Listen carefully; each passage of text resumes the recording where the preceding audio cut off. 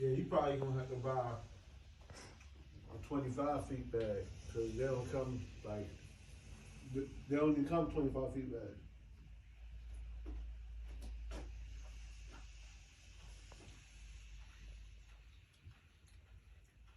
Something like that. I mean, you might wanna measure it, but I'm just saying. Yeah, it'd be double, triple.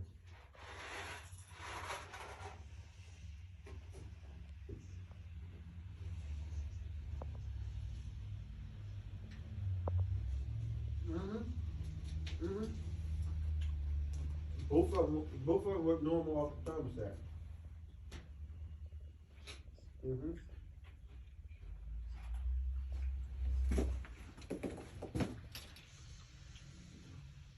Yeah. Nah, he was looking at the furnaces.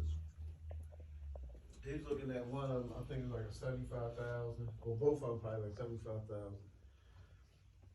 But yeah, that one upstairs could have been like maybe a 60,000. I would have put it like a 60,000.